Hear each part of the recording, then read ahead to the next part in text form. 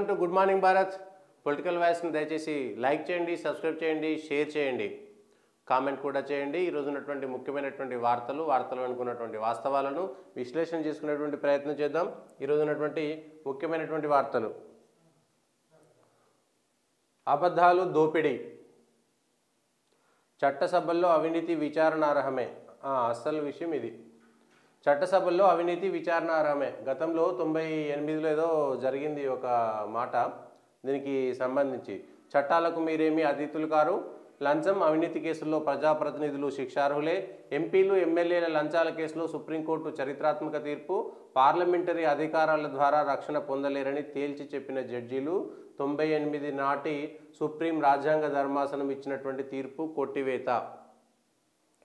పార్లమెంటుకు సంబంధించినటువంటి వాళ్ళు లేదంటే ఎమ్మెల్యేలుగా ఎన్నికైనటువంటి వాళ్ళు పార్లమెంటు కార్యకలాపాలు లేదంటే ప్రశ్నలకు సంబంధించినటువంటి అంశాలు, ఇవి శాసనసభలో వ్యవహరించేటువంటి అంశాలపైన ఏవైతే ఉంటాయో, గతంలో జార్ఖండ్ ముక్తి మోర్చాకు సంబంధించి పివి నరసింహారావు ప్రభుత్వంలో ఆయనకు మద్దతు ఇవ్వడం కోసం డబ్బులు తీసుకొని ఓటేశారనేటువంటి అంశంపైన ఇచ్చినటువంటి కోర్టు తీర్పును ఇప్పుడు రాజ్యాంగ ధర్మాసనము తప్పుపట్టింది. దానికి సంబంధించి ఎవరు కూడా అతిథులు కాదు, మీకు ఇచ్చినటువంటి రక్షణ అనేటువంటిది ఖచ్చితంగా ఆర్టికల్ 105, 194 మధ్యలో ఉన్నటువంటి ఆర్టికల్లో ఇచ్చినటువంటి రక్షణ మీరు భయపడకుండా మాట్లాడడం వరకు మాత్రమే ఉంటుంది. కానీ లంచం తీసుకొని ప్రశ్నలు అడగడం కానీ లంచం తీసుకొని ఇతర పార్టీలకు మద్దతు తెలపడం అనేటువంటి అంశం పైన ఇప్పుడు స్పష్టంగా తీర్పు చెప్పింది. దీనికి సంబంధించినటువంటి అంశంలో చట్టాలకు మీరేం అతిథులు కాదు. రాజ్యాంగంలోని ఆర్టికల్స్ 105, 194 ప్రకారం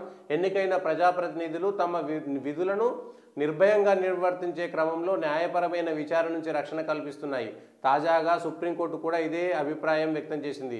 చర్చలు, అభిప్రాయాల వెల్లడిలో సభ్యులకు రక్షణగా నిలుస్తాయని మాత్రమే చెప్పాయి. కానీ ఆ ఆర్టికల్స్ను అడ్డం పెట్టుకొని ఆ చర్చల కోసం, అభిప్రాయాల కోసం డబ్బులు తీసుకోవడం అంటే, ఏ ప్రభుత్వ ఉద్యోగి అయితే తన విధులు నిర్వర్తించడం కోసం లంచం తీసుకుంటే ఎట్లయితే నేరం అవుతుందో, ఎందుకంటే అది తమ విధి. ఎన్నికైనటువంటి ప్రజాప్రతినిధులు కూడా చర్చలో పాల్గొనడం కానీ, మాట్లాడడం కానీ, ప్రశ్నలు వేయడం కానీ చట్టసభల్లో అనేటువంటిది తమ విధి.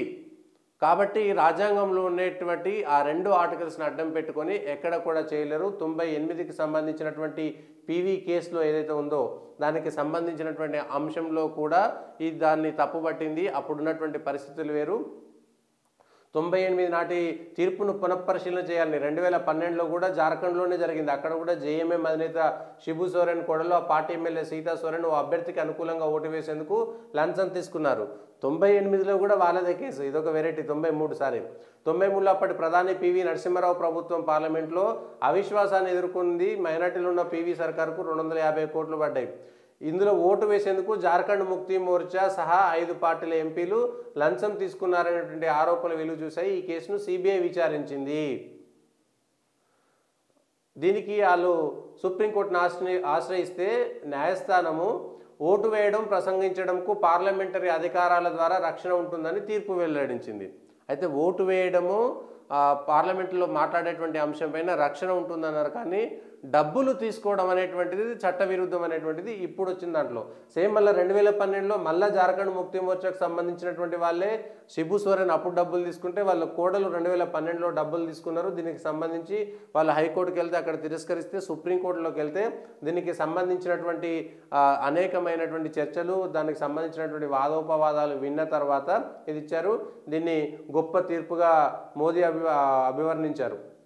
జేఎంఎం లంచం కేసులో సుప్రీంకోర్టు తీర్పును, అంటే నాయకులు ఎన్నికైనటువంటి ఎమ్మెల్యేలు, ఎంపీలు మేము చట్టసభల్లో ఉన్నాం కాబట్టి, పార్లమెంటరీ వ్యవస్థలో ఉన్నాం కాబట్టి మేము ఏది చేసినా చెల్లుతుందనేటువంటి విషయాన్ని ఒక్కసారి జాగ్రత్తగా ఉండడం కోసం, రాజకీయమైనటువంటి అవినీతి తగ్గించడం కోసం ఈ తీర్పు చాలా స్పష్టంగా పనిచేస్తుంది అనేటువంటిది చూసుకోవాలి. ఇటీవల జరిగినటువంటి దాంట్లో కూడా ఓటుకు నోటు కేసు కానీ లేదంటే ప్రశ్నలకు డబ్బులు ఇచ్చినటువంటి విషయంలో కానీ యూపీ హయాంలో అప్పుడు డబ్బులు ఇచ్చినటువంటి అంశంలో కూడా డబ్బులు పార్లమెంట్లో ప్రదర్శించడం జరిగింది.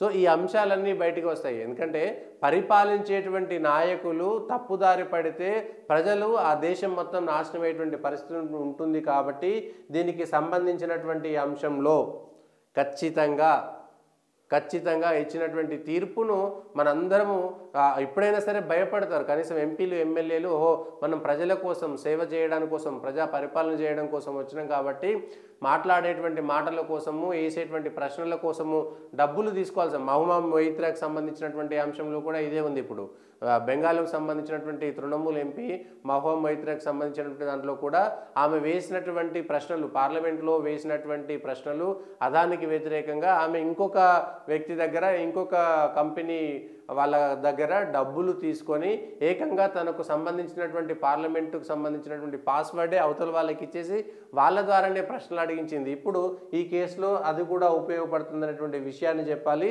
దీనికి సంబంధించి.